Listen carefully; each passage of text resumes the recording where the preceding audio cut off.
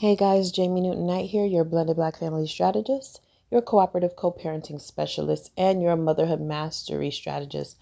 I help women master their communication, achieve their ideal life, and create harmony in their relationships and beyond. I just wanted to get on here today and have a conversation with you guys. We all know that we're all in this crisis that we're all going through right now with the coronavirus. And so a few days ago, I talked about keeping calm, in terms of dealing with your kids. So keeping the kids calm, keeping yourselves calm. I talked about staying connected with each other. And today I want to talk about don't step on that landmine. And what I'm referring to is keeping tensions low in your marriage. So I wanted to start by saying the divorce I saw on the news, actually, the divorce rates in China are high. They've skyrocketed after the coronavirus has left China. And people are now dealing with high rates in divorce, which is crazy because, you married your spouse. Wouldn't you want to be around them? I know sometimes too much might be too much. But in this situation, I just think that it's kind of sad, actually, that's the result of what's happening in China after the coronavirus. So that's the reason why I wanted to do a video today on keeping the tensions low. So spouses are getting annoyed. Spouses are getting on each other's nerves. They're feeling provoked. Depending on your personality, this can create tensions to be extremely high. So if you are a controlling person, you might be trying to control a bunch of the situations that's happening around the house. And the reality is that you can't control everything, right? So if you are a person who is very controlling, and normally your spouse loves that about you, that you take charge and that you are a boss, in this situation, it may not be so cute, right? And if you are a loud person and generally you're a person who speaks loudly, and you're fun, people see you as the fun person to be around. In a situation where you're constantly home and constantly spending time together, you being loud for 7 days a week might start to irritate the person. And if you are messy, right? If you are a messy individual and you are constantly leaving your things around, leaving your plate on the kitchen table, leaving your dirty clothes down the hall, leaving, whatever it is. If you are a messy person, where generally that might not be a big deal during, when everybody's out of the house, going to work every single day, and you see each other only in the evenings, that might not be a big deal. But now that everyone is home, it might be provoking someone. That might be their thing that gets them annoyed, right? So we just have to be mindful of those things because those things can create high tension. So I just wanted to give a couple of tips.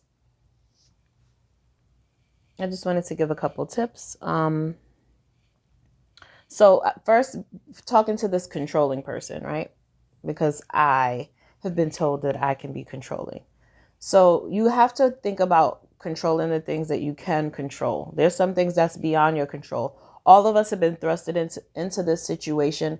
None of us asked for this situation, and we find ourselves here, right? So again, some of us have to be home with everyone, meaning the kids and the spouse. And so that creates high tensions. But you can't control everything, and that's the reality. And don't try to drive yourself crazy trying to control everything. Focus on those things that you can control. So I just said that I have that quality of being a control freak at times.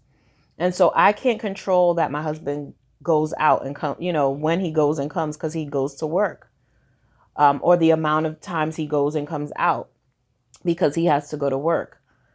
However, what I have been trying to control is when he comes in, how we maneuver as a family. So how we create things so that we continue to remain safe in our household.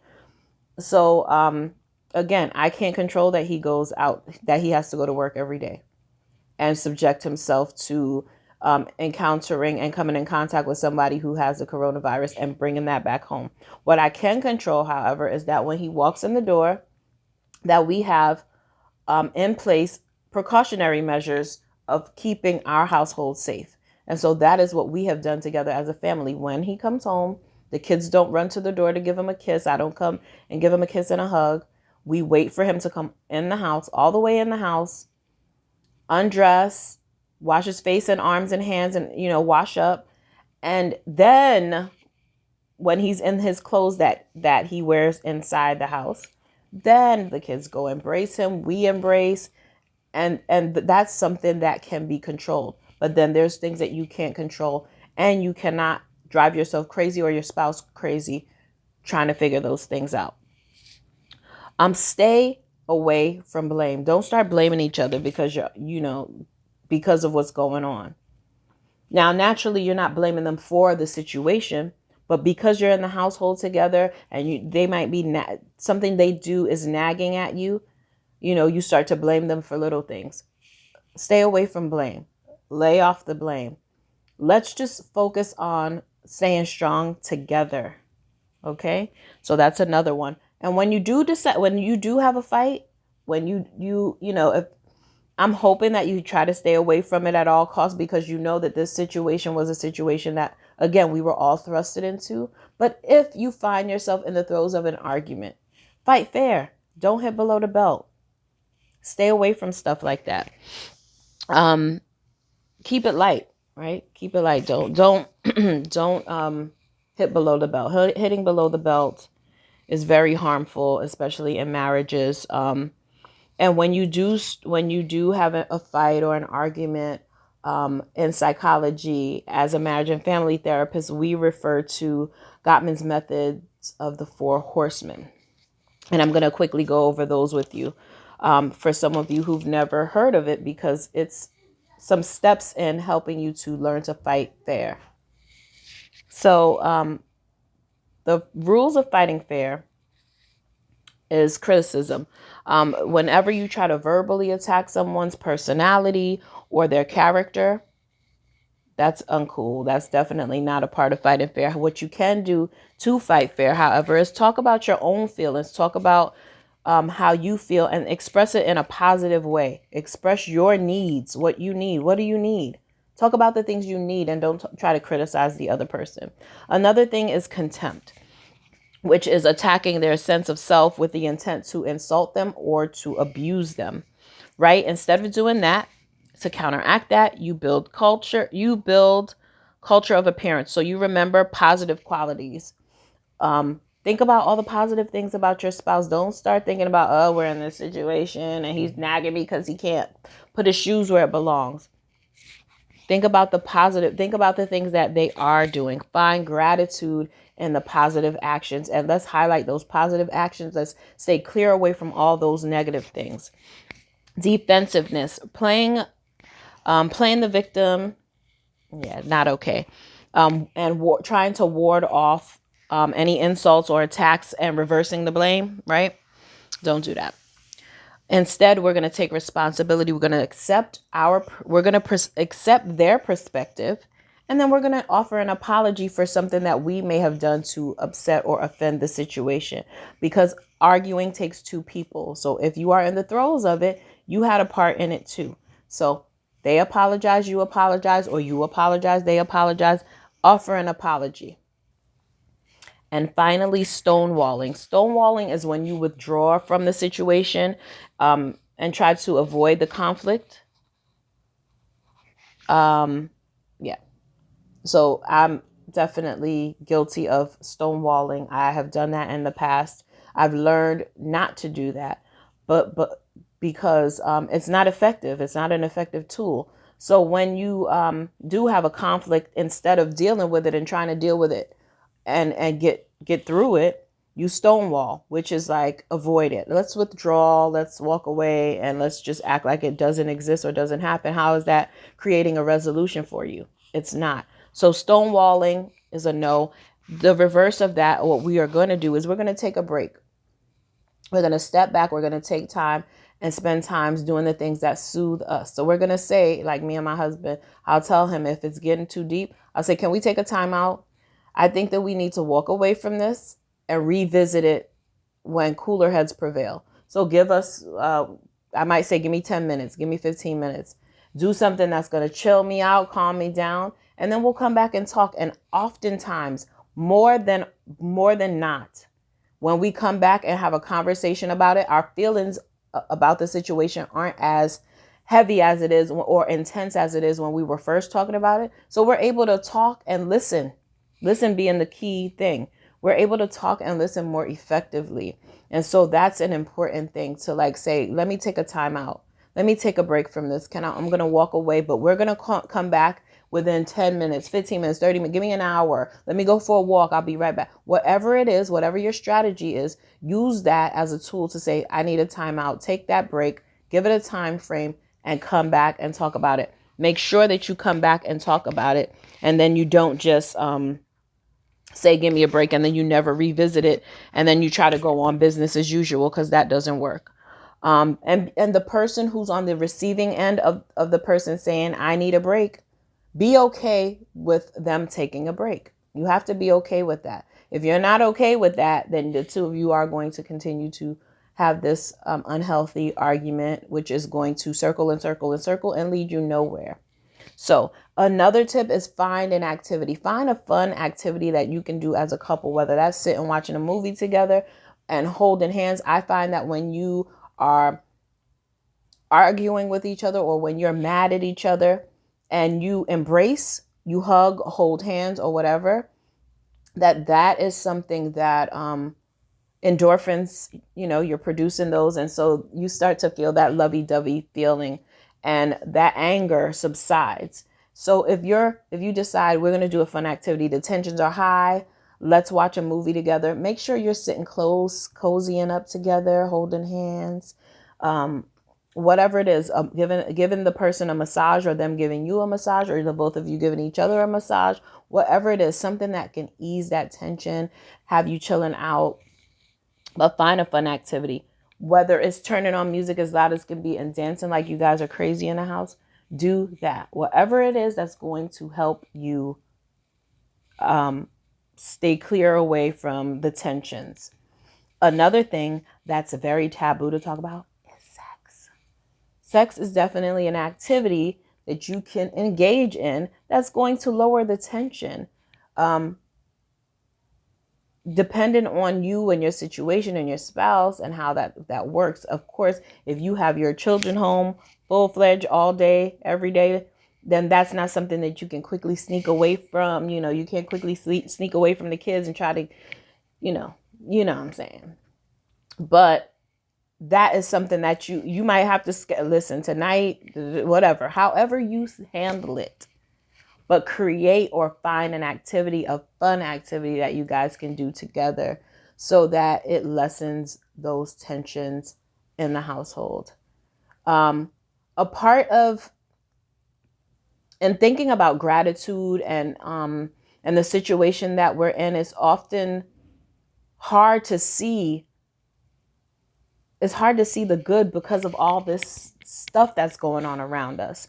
And so I have a 5 days to blended challenge posted that I'm actually going to put in the link in the bio if this is Instagram, and I'm going to put the link below if this is Facebook, where you can go and grab yourself those 5 days to blended challenge. Each day is a new step. It's a new challenge. And part of that is being appreciative and showing gratitude for the things that you have in your life right now.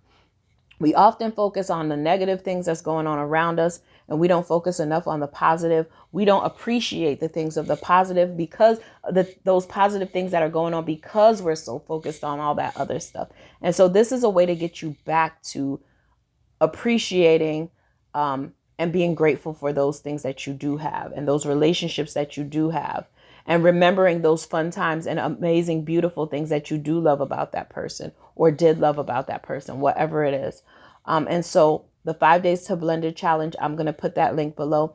If you are struggling still as a married woman and you feel like I still have some problems I want to hash out, I still have some things I want to discuss, schedule a motherhood mastery strategy session with me. I will put the link below. I'll put the link below if this is Facebook. Everything else, if this is Instagram, the link is in the bio. And we could sit and we can have a conversation, and we could talk about what thing is challenging you the most in your situation. And I can give you strategies on moving forward.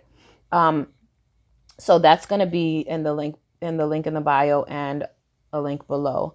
And and if you're in a blended family and you have blended family questions or concerns and you want to talk to me about those things, again, feel free to connect with me. You can sign up for my free email list.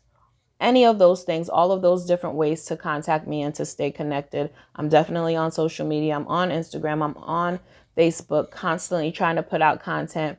And while we are in this situation that we are in, I know that some of the families that I've been dealing with in my groups have been dealing with a lot of different issues. So I keep putting out content that of conversations and concerns that have been brought up to me by the families that I speak to on a regular basis. So keeping the kids calm was a video that I put out a few days ago, maybe last week or the week before. Today, the married couples and keeping tensions low. How to preserve self-care. I did that a few nights ago. We have to find ways to tackle this thing.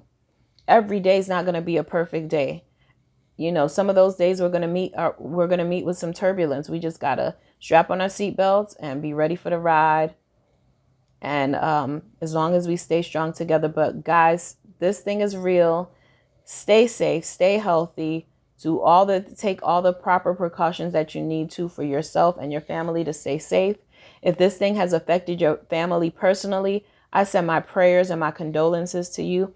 If this has affected you in terms of you've come in contact with, or you were tested and you tested positive, then you are in my thoughts and you are in my prayers.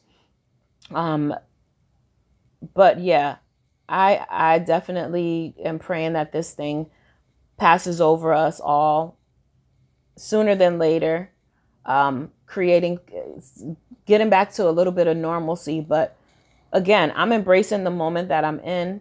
It may be uncomfortable at times, but for the most part, I'm enjoying it because I get to spend more time with my children than I had. We work every day. We work every day, all day. So we're all out of the house. They're in school all day, every day. And now I get to be around them all day, be a part of their learning structure, seeing some of the things that the teachers have been going through with them before, that now I'm experiencing as a parent who's trying to teach them, and also trying to learn to work from home, which has been a challenge for me, trying to help them with their work, but also doing mine. So I just want you guys to know that the support is out there. There are amazing, amazing people, that you can reach out to for a lot of different things. But if you specifically are looking for some more information or more help with your blended family or with your marriage during this time with the tensions being high, please feel free to reach out to me. I'm definitely always looking forward to speaking to my community. Guys, I hope you have an amazing rest of your day. God bless you and have a good one.